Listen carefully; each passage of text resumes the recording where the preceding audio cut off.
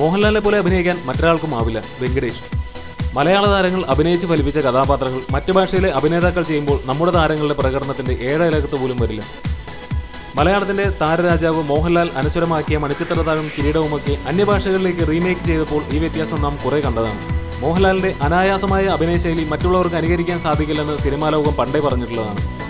ഇപ്പോൾ തെലുങ്കിലെ super star വെങ്കടേഷും പറയുന്നു ലാലിന്റെ അഭിനയശൈലി വ്യത്യസ്തമാണെന്നും അത് അനുകരിക്കുക അസാധ്യമാണെന്നും. മോഹൻലാലിന്റെ കഴിഞ്ഞ വർഷത്തെ സൂപ്പർ ഹിറ്റ് ചിത്രമായ ദൃശ്യത്തിന്റെ തെലുങ്ക് റീമേക്കിൽ നായകനാകുന്നത് വെങ്കടേഷാണ്. ചിത്രത്തിന്റെ ഷൂട്ടിങ്ങിനിടെയായിരുന്നു വെങ്കടേഷിന്റെ അഭിപ്രായ പ്രകടനം. നടിയും സംവിധായികയുമായ ശ്രീപ്രിയയാണ് ചിത്രം തെലുങ്കിൽ ഒരുക്കുന്നത്. മലയാളത്തിൽ നായികയായിരുന്ന മീന തന്നെയാണ് തെലുങ്കിലെയും നായിക.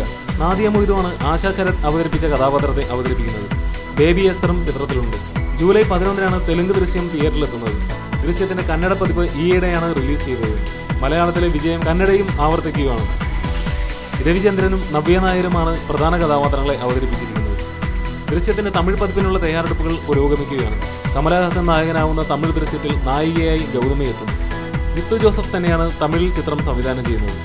ഓരോ പ്രധാന വാർത്തയും ഇന്ത്യ ക്ലിപ്സിലൂടെ അറിയാൻ ഞങ്ങളുടെ ഫേസ്ബുക്കിലും ട്വിറ്ററിലും അംഗമാകും.